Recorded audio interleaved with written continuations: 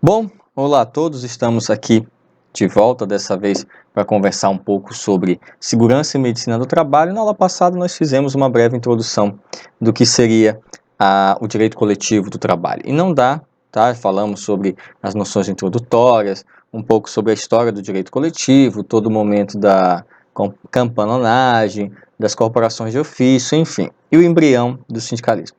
Mas não dá para falar sobre direito coletivo e também sindicatos, e também categorias, e não tratar das normas de segurança e medicina do trabalho, que são assuntos que o próprio sindicato trata e são assuntos de interesse de toda uma coletividade de trabalhadores. Essa disciplina interessante, inclusive existem alguns cursos técnicos que tratam única e exclusivamente das normas de segurança do trabalho, normas de saúde do trabalho, tema importantíssimo, já que infelizmente o nosso país amarga aí algumas colocações que não se deve ter orgulho no que se tange a acidentes cometidos no trabalho e também de ambientes insalubres, ambientes que não proporcionam segurança para a efetivação das funções do trabalhador, certo? Então nós temos aí que falar sobre medicina, segurança e saúde no ambiente do trabalho, já que são normas de direito coletivo do trabalho.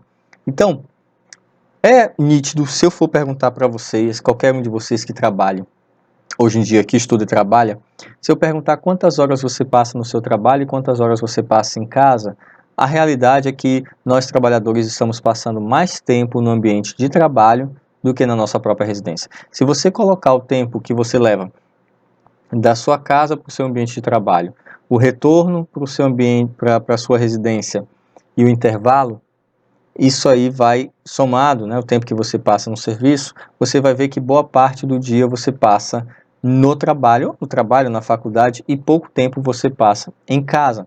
Então, no mundo moderno, o trabalhador ele passa mais tempo no seu trabalho, no ambiente de trabalho, do que propriamente em sua residência. Sendo assim, né, é necessário que o ambiente de trabalho seja um ambiente adequado, um ambiente seguro, um ambiente digno, porque vai pegar ali e vai praticamente guardar boa parte da vida do trabalhador brasileiro. Então, se eu for puxar pelo aspecto histórico, eu vou chegar lá no direito romano. Sim, os romanos foram os primeiros a perceberem que tinha uma relação, uma correlação entre trabalho e doenças do trabalho. Eles começaram a observar que algumas doenças daquela época se desenvolviam com mais facilidades em alguns tipos de empregados, ou, mais especificamente, alguns trabalhadores de uma certa situação. Então eles começaram a notar que trabalhadores lá na época, lá na Roma Antiga, que trabalhavam diretamente com enxofre, ou trabalhadores que trabalhavam nas minerações, eles tinham uma deterioração da sua saúde. Certas doenças apareciam nesses tipos de funcionários. Então eles fizeram uma rápida correlação e chegaram à conclusão de que esses trabalhadores estavam adoecendo por conta das atividades que eles estavam exercendo. Então, foi fácil como ligar um com um, ou 1 mais 1 igual a 2, os romanos chegaram a essa conclusão, de que existem trabalhos que podem acarretar doenças, e que os trabalhadores naquela época estavam sendo acometidos por essas doenças do trabalho, tá? Mas não existia ainda a questão da medicina do trabalho, nem a segurança do trabalho. Saindo da Roma antiga e dando um salto para 1556, você chega até esse cara chamado George Agricola. George Agricola foi o primeiro a publicar um tratado sobre mineração. Tá? E nesse tratado ele traz relatos de aparecimento de doenças entre os mineiros e indicava nesse tratado um tipo de prevenção, um tratamento para doenças inclusive oculares, doenças nas juntas e principalmente doenças pulmonares. Então o Georgius Agricola foi o primeiro a apresentar um tratado sobre mineração. E nesse tratado sobre mineração, ele trouxe pontos que falavam sobre a necessidade de prevenção e tratamento de doenças dos mineiros, principalmente as doenças oculares, talvez pela incidência de minério, de pó, e também pela baixa luminosidade, também das juntas e doenças pulmonares. Mas Jorge Agrícolas foi o primeiro, mas eu posso dizer que não foi lá o mais importante. Teve outros escritores que vieram depois de Georges Agrícolas. E aí temos o principal, na minha humilde opinião, Bernardino Ramazzini é um dos precursores da saúde e medicina do trabalho. Porque em 1700, esse cara era um médico, Bernardino Ramazzini publicou uma obra que é considerada na época, e até hoje, né, você pode considerar como a maior pesquisa existente sobre a realidade laboral, a realidade de doenças dos trabalhadores. Tá? O que Ramazzini fez? Ele pegou mais de 60 profissões e observou durante muito tempo, né, e traçou correlações. Ele pegava essas profissões e ligava a certas doenças. Pegava essas profissões e ligava a certas doenças. Então, praticamente, ele fez um catálogo colocando doenças juntamente com seus ofícios. E não só isso. Bernardino Ramazzini, além de fazer essa ligação entre doenças laborais, ofícios, ele também trouxe medidas de prevenção e tratamento. Então, sua obra, para a época e até hoje, é considerada uma obra completa porque ele traz o trabalho, a doença e o tratamento. Então, Bernardino Ramazzini foi o precursor e detentor de uma das obras mais importantes relativas à saúde e segurança do trabalho. Vejam alguns trechos aqui que eu separei para vocês da obra de Bernardino Ramazzini. Vamos chamá-los só de Ramazzini, fica melhor, vamos chamá-los só de Ramazzini. Os operários absorvem pelo nariz e pela boca revoluteantes átomos de gesso que penetram nas vias respiratórias e, misturados à linfa, se aglutinam em nódulos ou se incrustam nos sinuosos condutos pulmonares, interceptando a respiração. Veja que realmente ele foi a fundo, literalmente foi fundo em pesquisar que esses trabalhadores com gesso acabavam inalando, né, aspirando. Os operários acabavam aspirando o pó de gesso e quando chegava no pulmão e se encontrava ali com a umidade do pulmão, você sabe muito bem o que acontece quando você mistura pó de gesso com água. Né? Com o tempo vira uma crosta, vira uma bola e isso vai sedimentando dentro do pulmão e com pouco tempo os trabalhadores operários, né, não conseguiam mais respirar. E aí ele dizia método de tratamento e, claro, qualquer tipo de máscara de proteção naquela época. Outro trecho da obra de Ramazzini, deixa eu desaparecer aqui para ficar mais fácil vocês acessarem. Conheci um homem, notário de profissão, que ainda vive, o qual dedicou toda a sua vida a escrever, lucrando bastante com isso. Primeiro começou a sentir grande lassidão em todo o braço, e não pôde melhorar com remédio algum, e, finalmente, contraiu uma completa paralisia do braço direito, ou seja, Ramazzini retrata aqui na sua obra um operário, tá? Notário, que de tanto escrever teve uma paralisia completa do seu braço direito. Que é complicado, né? Você adquirir uma paralisia por conta do seu ofício, você praticamente engessar todo o seu pulmão por conta de um trabalho, eram pontos da obra de Bernardo Ramazzini. Bom, senhores, mas não parou por aí. Era necessário, estamos ainda em 1700, era necessário mais e mais evoluções com relação à saúde e segurança do trabalho. E aí o trabalho foi avançando. Vocês viram lá em Direito do Trabalho 1, se vocês foram meus alunos, se não foram, com certeza vocês devem ter analisado, pesquisado, que o direito do trabalho sofreu uma transformação muito grande, principalmente na época da Revolução Industrial. Justamente essa que eu estou trazendo aqui em tela para vocês. E o trabalhador começou a experimentar novas formas de trabalho, novos contatos com máquina, com caldeiras, com máquinas a vapor, com vários tipos de oficinas, vários produtos, muitos produtos químicos novos, né, que foram surgindo na Revolução Industrial.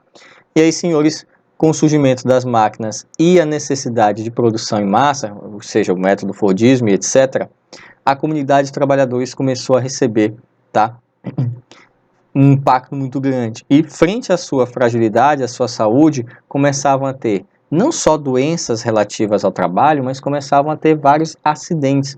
Pessoas eram mutiladas, pessoas tinham membros amputados, morriam nas engrenagens das fábricas. morriam com calor excessivo das caldeiras, desidratavam. Há relatos, na época da Revolução Industrial, que trabalhadores chegavam a desidratar até a morte perto de caldeiras em grandes fábricas e grandes indústrias nessa época da Revolução Industrial. Por quê? Porque há o surgimento da modernidade, entre aspas, mas não houve a preocupação de ter uma segurança, um ambiente seguro do trabalho. Por exemplo, o Dia Internacional da Mulher é marcado por uma tragédia em uma fábrica. Se você pesquisar, teve uma fábrica que pegou fogo e várias mulheres, a maioria eram mulheres, existiam homens trabalhando, mas a maioria eram mulheres. Por que a maioria eram mulheres? Porque naquela época, não vá pensando que foi uma conquista da mulher naquela época conseguir trabalho assalariado, não. Na verdade, é porque naquela época da Revolução Industrial, as mulheres eram a mão de obra mais barata. Então, os donos das fábricas contratavam as mulheres. Por serem mão de obras mais baratas, também contrataram as crianças. Então, no incêndio, como a maioria das funcionárias eram mulheres, elas não conseguiam sair porque o ambiente não tinha as regras mínimas de combate a incêndio e todas morreram queimadas. E aí, por conta de toda essa revolução e exigência, criou-se o Dia Internacional da Mulher. Então, vejam que, com o avanço da Revolução Industrial, o homem que eu falo, a humanidade, é o lado frágil, é o lado fragilizado da relação. E aí precisa se proteger este homem da máquina. E aí em 1908 surge então a primeira lei protetiva. Veja o salto que nós tivemos de 1700, na época lá de Ramazzini, até 1908, mais de 200 anos para sair finalmente, depois dos estudos de Ramazzini. Não vou nem muito longe, né? O próprio direito romano já apresentava isso aqui como uma necessidade de tratar da saúde dos trabalhadores. Então veja o salto que foi de 1700 até 1908, quando surgiu a primeira lei protetiva chamada Lei de Saúde Moral dos Aprendizes. Ali tinha uma limitação de jornada de trabalho, a proibição de trabalho noturno e estimulava ações de higiene no local de trabalho. Estimulava ações de higiene no local de trabalho. E aí, senhores, depois de um longo período de deteriorização das condições de trabalho, lembro que em 1908 vem a Revolução Industrial. Quem já assistiu o filme Tempos Modernos, Charlie Chaplin, ou então Os Miseráveis, retrata muito bem, são obras que retratam muito bem esse período. Tempos Modernos, Charlie Chaplin é um pouco mais comédia, tá? Bem mais comédia, claro, o estilo de Charlie Chaplin, mas um estilo comédia de fazer uma crítica a um período, tá? E aí depois da Primeira Grande Guerra, foi realizada em 1909 a Conferência da Paz, por intermédio do Tratado de Versalhes. E aí, senhores, criou-se em 1909 a Organização Internacional do Trabalho, OIT, tá, 1919, cujo objetivo foi uniformizar o tratamento das questões trabalhistas no foco da justiça social da coletividade. E, senhores, com a criação da OIT, surgiram os primeiros avanços na medicina do trabalho. Ou seja, era cada vez mais necessário a participação de médicos nos processos seletivos dos trabalhadores. Tá? Inventou-se até uma época, tá, a atividade do profissional de saúde sempre na busca da recuperação dessa força de trabalho. Então vejam que a partir ali do início do século XX começou a necessidade de ter a participação de médicos, principalmente nos tais processos seletivos dos trabalhadores. E isso está até hoje, né? Quem já trabalhou em alguma empresa deve ter passado pelos famosos exames admissionais. E aí você foi consultado, ainda que rapidamente, mas você foi consultado por um médico especialista na área da medicina do trabalho. E você deve ter feito exames também, com certeza, apresentou esses exames ao médico, o médico fez aquele exame check-up e no final colocou no laudo se você estava apto ou não a exercer suas atividades laborais. Lembrando também que alguns funcionários passam por esses exames de forma rotineira, principalmente quando eles estão lidando com atividades insalubres de determinado grau. É sempre bom fazer exames de rotina para saber se o empregado não está ali, se está em boas condições de trabalho, se não está adquirindo nenhum tipo de doença laboral, tá? E aí, senhores, o século XX foi avançando e passou-se a perceber, principalmente do método Fordismo, que é a técnicas de produção industrial, criada pelo norte-americano Henry Ford, vocês devem ter ouvido falar nele, tá? E Henry Ford trouxe aí as regras para a produção em massa. Intensificar é necessário o trabalhador sadio, e produtivo e, claro, com baixo índice de faltas. Vejam que o trabalhador sadio, ele não é só por uma questão de proteger a saúde do empregado, não é isso não. O trabalhador sadio, simplesmente, ele traz mais lucros ao empregador. O trabalhador sadio falta numa quantidade menor. O trabalhador sadio, ele rende mais, ele produz mais. E, claro, um trabalhador doente, ele é prejuízo para a fábrica. Então, no método Fordismo, que existe a produção em massa, também se pregou muito a necessidade de se ter um trabalhador saudável, sadio, produtivo e, claro, que ele não faltasse. Porque se ele fosse um trabalhador doente, um acidentado ou tivesse muitas faltas por conta de doenças relativas à atividade laboral, o prejuízo não seria para o empregado em si, seria para a fábrica que não ia conseguir manter a sua linha de produção de forma acelerada, como o método do Fordismo exigia naquela época. Então, senhores, no Brasil, a atuação dos serviços médicos dentro da empresa surgiu de uma forma obrigatória, tá? Mas em 72 através de uma portaria. Em 72, através de uma portaria número 3.237, 72 está aí no slide para vocês devem estar vendo, e ainda assim limitava a necessidade de um médico de acordo com o número de empregados que tinha essa empresa e também com o risco que a atividade proporcionava. Tá? Então não eram todas as atividades que tinham direito, tá, a ter atuação de serviços médicos nas empresas.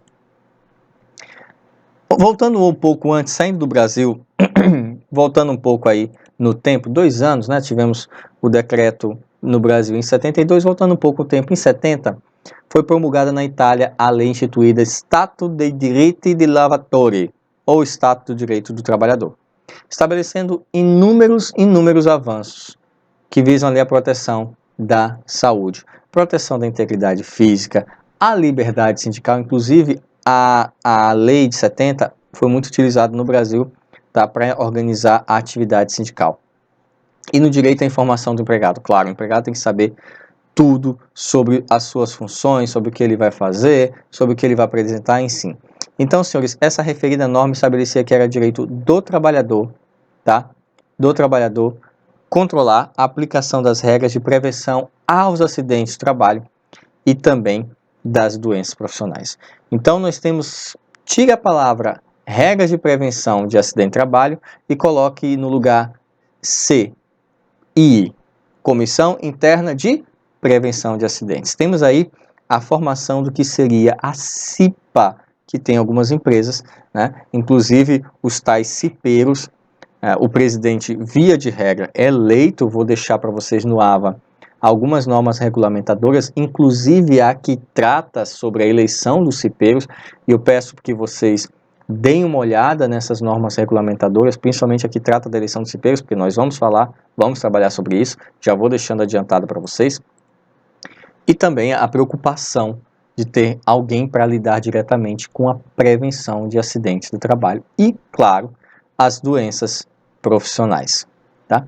Em 1981, tivemos a Conferência da Organização Internacional do Trabalho, a conferência de número 155, e aí, senhor, trouxe regras a respeito da segurança e saúde dos trabalhadores. E ali, senhores, em 1981, nós tivemos um verdadeiro avanço, tá? Por exemplo, eu coloco aí no slide para vocês o conceito de saúde. Como assim conceito de saúde? Pois bem, para o direito do trabalho, o conceito de saúde no dicionário não é um conceito muito válido. Eu vou mostrar para vocês por quê. Mas nessa conferência número 155 da OIT, ficou lá o conceito do que seria saúde para a medicina, o conceito de saúde para tratar de medicina e segurança do trabalho. Tivemos também um momento importante de adaptações de processos produtivos, ou seja, aquele Fordismo começou a sofrer adaptações. Tudo bem que a gente tem que buscar a produção em massa, as rendas das empresas, etc, etc, etc, das fábricas, das indústrias, mas sem deixar de lado, é claro, o objetivo principal, a proteção ao trabalhador. Óbvio, você não vai simplesmente produzir e largar de lado que você tem que proteger o trabalhador, o operário, certo? Outro fato também dessa convenção, que é importante a gente destacar aqui, é justamente a possibilidade de interromper o trabalho em caso de perigo, né? Que se detecte aí perigo grave à saúde e à vida do trabalhador, você conseguiria até provocar a interrupção das atividades da fábrica, o que já era muito ruim para as fábricas naquela época, certo? E ainda continuando a parte introdutória, histórico, a integridade física e psíquica do trabalhador é um direito fundamental, tá? E tem respaldo na própria Constituição Federal, artigo 7º, inciso 22, tá? E também tem respaldo até em normas internacionais, como a convenções que a própria OIT realiza sempre. Na própria CLT nós temos um capítulo dentro do título 2º que traz instruções para saúde e o meio ambiente de trabalho. Temos inúmeras normas ou INs, instruções normativas e normas regulamentadoras ou normas regulamentares e portarias expedidas pelo órgão competente do Poder Executivo. Então, senhores, como eu falei lá atrás, a saúde foi um dos conceitos modificados na própria OIT. Por que esse conceito foi tão importante? Por que ele precisava ser modificado? Bom, é um direito a todo cidadão. A própria Constituição diz isso. Todo mundo tem direito à saúde, etc, etc. E claro, a gente sabe que é dever do Estado promover a saúde. Se é dever do Estado promover a saúde no ambiente, tá, para todo cidadão, também deve ser dever promover a saúde e a segurança durante no ambiente de trabalho, claro. Então a OMS trouxe um conceito de saúde, a Organização Mundial de Saúde trouxe um conceito de saúde.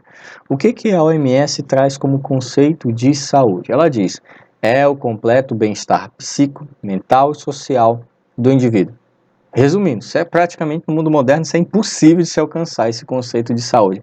Então, só pelo conceito da OMS, no meu entendimento, ninguém é saudável, já que está dizendo que saúde é o completo bem-estar psíquico, mental e social do indivíduo.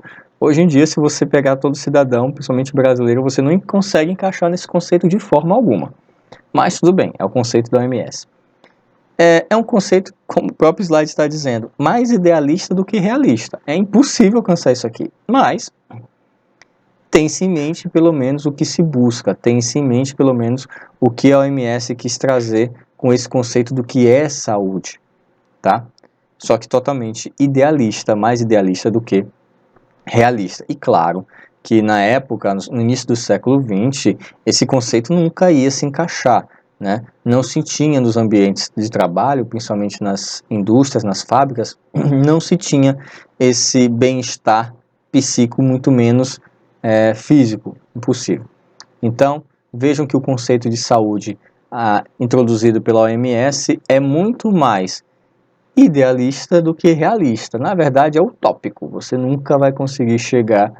Se você conseguir chegar no conceito de saúde, ou seja, você me disser, não, eu sou uma pessoa saudável, segundo os conceitos da OMS, eu posso te dizer que praticamente você alcançou o nirvana da sua vida. Porque realmente é altamente utópico. E aí continua. 160 da CLT, para você ver como a CLT também trata de regras da segurança e de saúde. O artigo 160 diz que nenhum estabelecimento poderá iniciar as suas atividades sem a prévia inspeção e aprovação das respectivas instalações pela autoridade regional competente. Aí vai de acordo com cada região. Em matéria de segurança e medicina do trabalho. Então tem que ter lá a autorização para funcionar. Isso são regras da CLT. E aí, senhores, para reduzir esses riscos inerentes ao trabalho, a CLT determina regras que devem ser cumpridas pelas empresas e pelos empregados.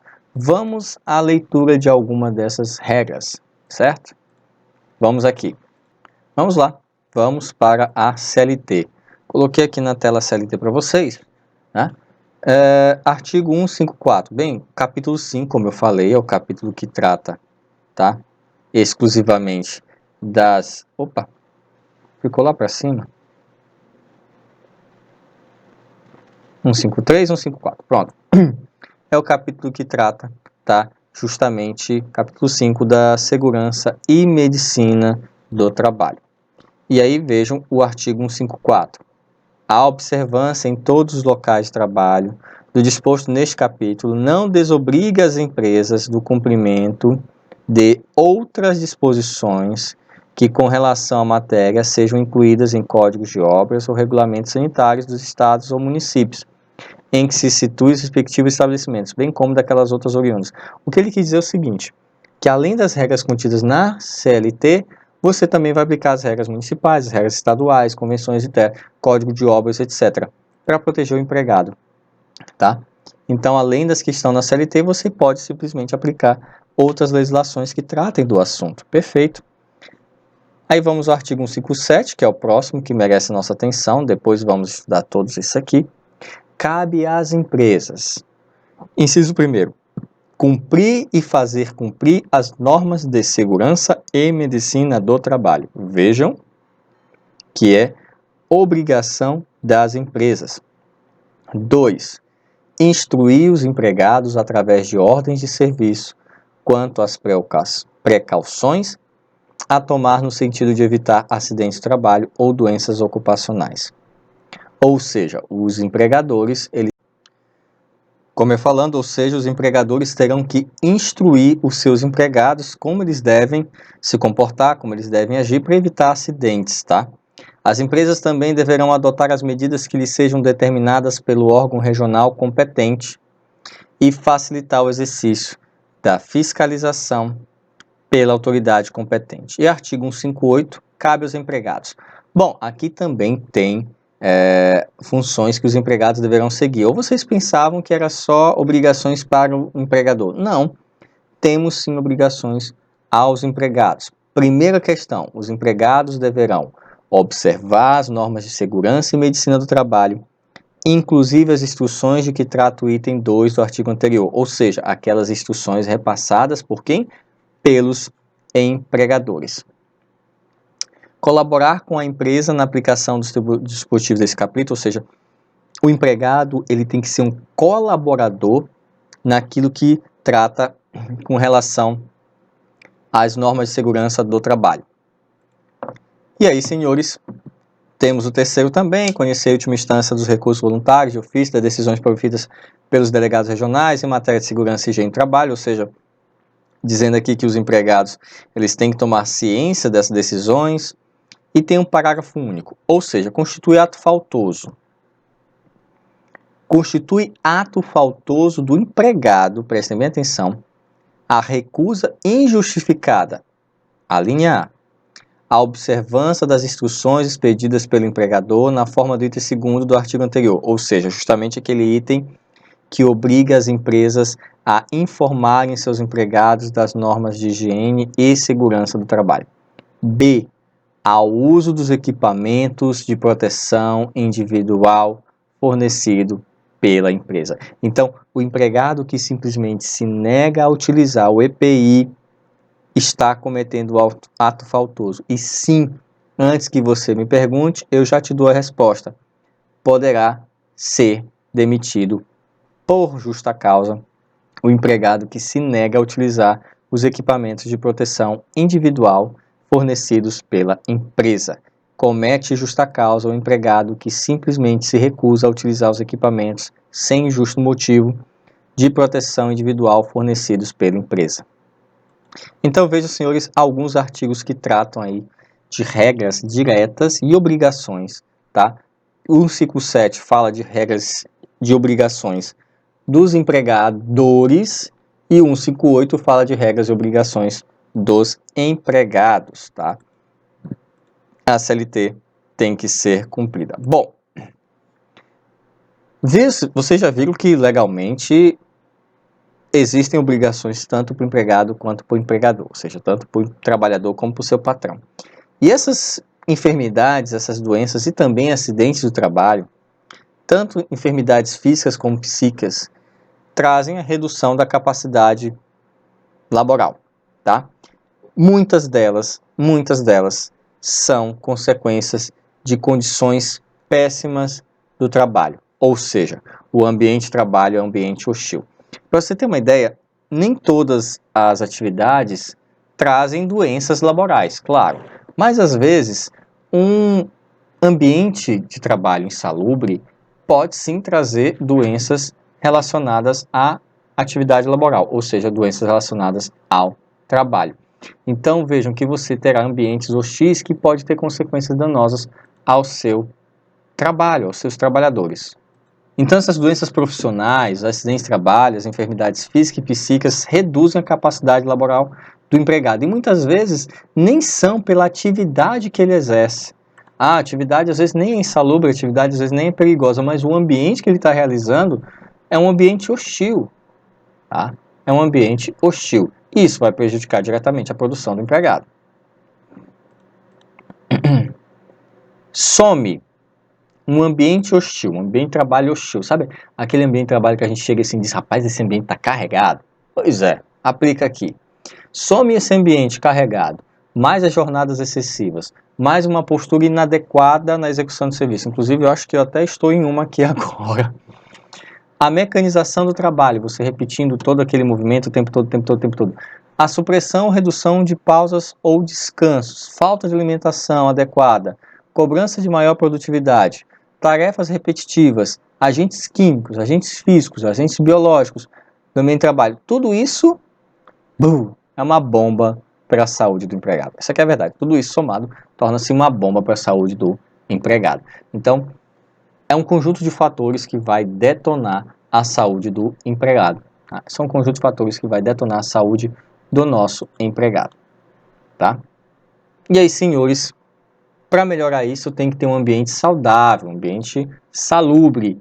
E aí eu tenho que definir o que é saúde. Eu não vou usar aquele conceito utópico, impossível de ser alcançado da OMS. Claro que não, isso aí é utopia.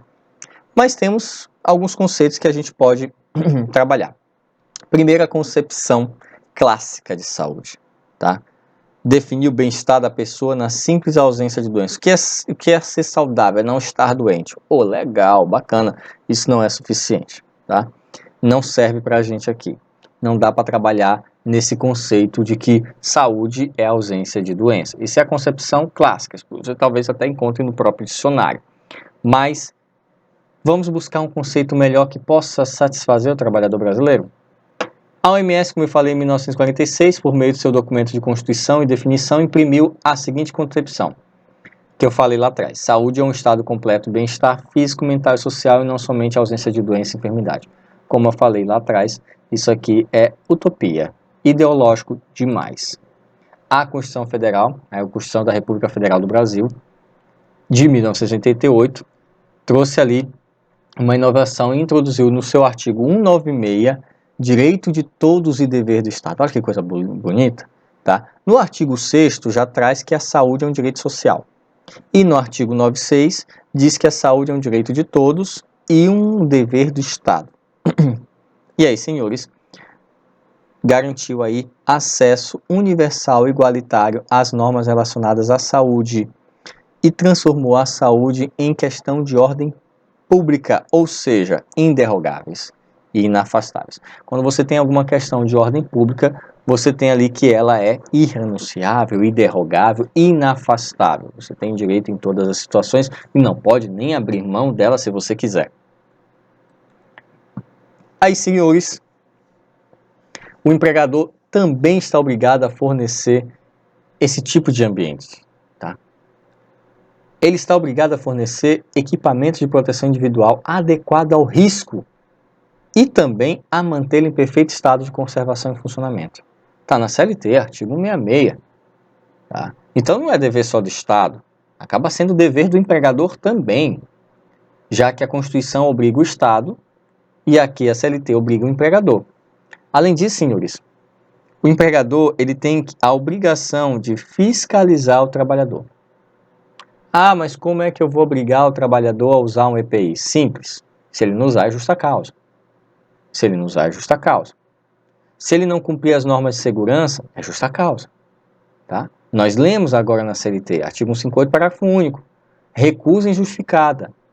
Se ele se nega a recusar, ou se ele se recusa a cumprir as determinações dadas pelo seu patrão no ambiente de trabalho, é justa causa.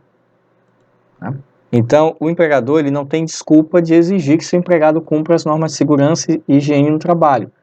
Até porque se o empregado não cumpre, justa causa.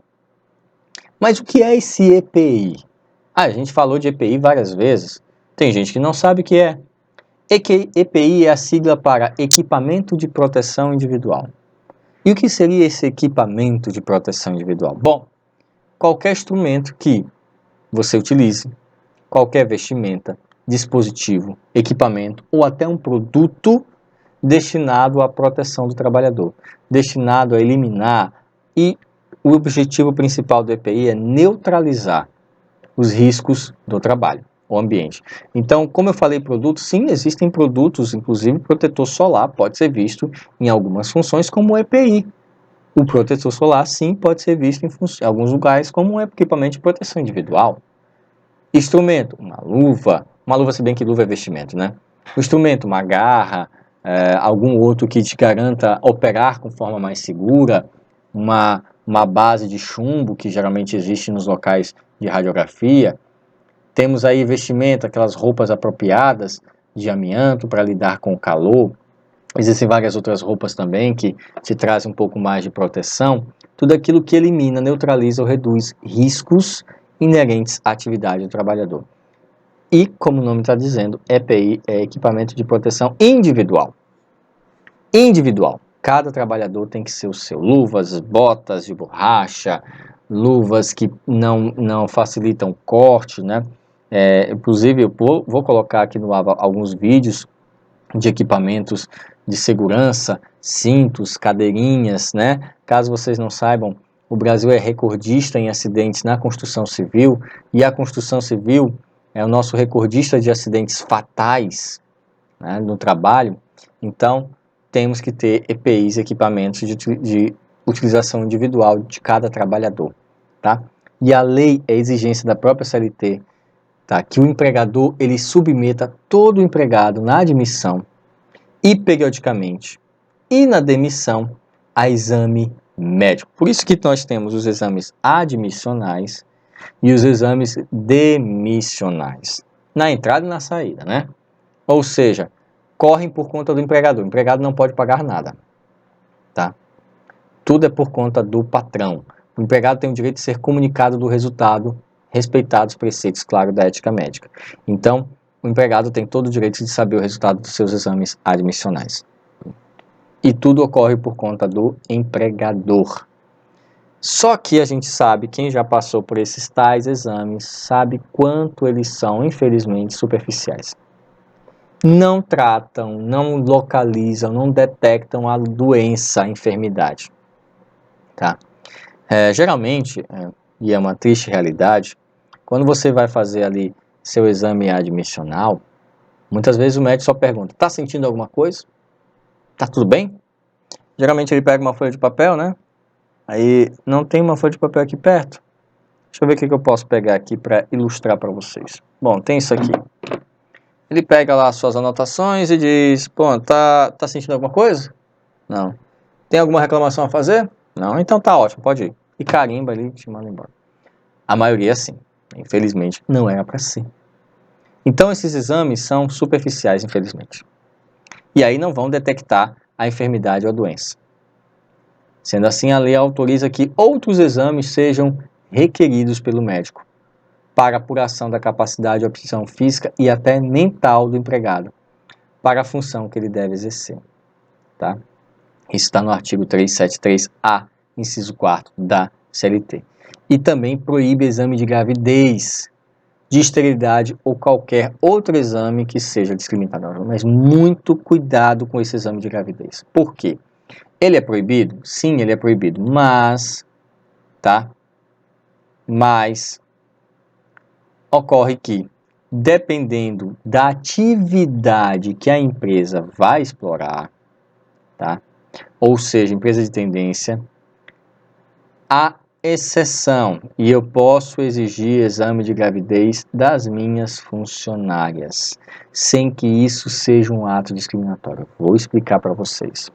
Digamos que eu tenho uma empresa em que as mulheres trabalham diretamente, em que os trabalhadores todos, com um produto químico. E aí, senhores, esse produto está lá dizendo que ele é altamente nocivo para mulheres gestantes. tá? Aí, como são atividades nocivas para a mãe ou para a criança, a lei me autoriza a fazer exames com periodicidade, tanto da mãe, tá? Para que ela possa ser afastada daquela atividade nociva quando for detectada a sua gravidez. E é bom falar sobre isso aqui, porque recente o STF andou julgando como inconstitucional o artigo da CLT que autorizava gestantes e lactentes a realizarem atividades insalubres de grau mínimo e médio até que elas conseguissem um atestado que autorizasse o seu afastamento. O STF julgou uma ação direta de constitucionalidade e declarou inconstitucional o artigo que permite que a mulher gestante ou lactente trabalhe em condições insalubres de grau mínimo ou médio até que ela consiga um atestado médico que autorize o seu afastamento. Por que isso? A maioria das nossas trabalhadoras utilizam o sistema SUS, né? Sistema Único de Saúde. Sendo assim, é muito injusto eu exigir que a empregada só possa parar de exercer suas atividades em ambiente insalubre, nocivo e perigoso se eu tiver o aval de um médico. Porque até ela conseguir uma consulta pelo SUS e conseguir esse atestado, a criança já está com 5 anos de idade. Então, o STF decidiu por afastar esse artigo. Mas, mesmo assim, a lei me permite a realizar exames com periodicidade das gestantes, porque se elas estiverem grávidas e a atividade que elas estiverem exercendo são atividades consideradas nocivas, elas deverão ser afastadas para proteger a própria criança, né? Proteger também a mãe e a criança. Então, tá aí o exemplo. Outro exemplo, além do que eu dei, né? A empregada que exerce a função técnica em radiologia, a aeronauta que trabalha com agentes infecto-contagiosos, devem realizar periodicamente o exame, pois tais agentes colocam em risco a saúde da criança. A aeronauta trabalha em grandes altitudes, vocês sabem que até viagem de avião não é recomendado para mulheres em certos pontos da gestação, por conta da alta pressão e da questão do ar um pouco mais rarefeito. Bom, senhores, o que seria meio ambiente? Meio ambiente. Meio ambiente. Toda empresa que possui mais que certo número de empregados, a gente vai ver isso lá na frente, está obrigada a constituir uma Comissão Interna de Prevenção de Acidentes, a CIPA. Ocorrendo o acidente, o empregador deverá comunicar ao órgão competente e emitir a famosa CAT. O que é a CAT? Comunicação de Acidente do Trabalho. O Ministério do Trabalho emite normas regulamentadoras com frequência que dizem respeito ao ambiente de trabalho, e eu vou deixar essas principais aqui para vocês, tá? No AVA, desde que eu vou tentar organizar, acho que eu consigo organizar sim elas em partes, porque são várias, eu vou deixar as principais para vocês já irem dando uma lida. Perfeito? Ótimo. Bom, adicional de salubridade e periculosidade, também falo do adicional de penosidade. Eu vou encerrar essa aula neste primeiro momento em meio ambiente do trabalho, para que a gente possa ter mais tempo para discutir sobre os adicionais de insalubridade e periculosidade e também um adicional polêmico, que é o adicional de penosidade. Muita coisa tem para falar sobre esses adicionais, e se eu for tratar aqui a aula vai ficar muito extensa, então eu prefiro dividir em duas partes para ficar muito mais didático. Espero que eu tenha passado todas as questões sobre introdução, conceito de saúde, por que a medicina do trabalho, a segurança do trabalho, o ambiente de saúde, ambiente saudável, ele é importante para o trabalhador. Prestem muita atenção nas normas regulamentadoras que eu vou colocar aqui no AVA para vocês, que trata sobre insalubridade, periculosidade e também sobre eleição dos cipeiros e, claro, de ambiente salubre do trabalho. Espero que eu tenha sido preciso, prático e que vocês tenham aprendido. Qualquer dúvida pode mandar mensagem, tá? Fiquei sabendo que o chat estava um pouco instável, o aluno, colega de classe de vocês me informou, então estarei no chat, estarei no fórum, tá? Tirando as dúvidas de vocês, podem mandar até mensagem, eu até prefiro porque fica registrado a pergunta de vocês, mandem mensagem lá pelo portal do AVA, tem um campo que vocês podem mandar mensagem diretamente para mim, a gente se vê, até a nossa próxima aula.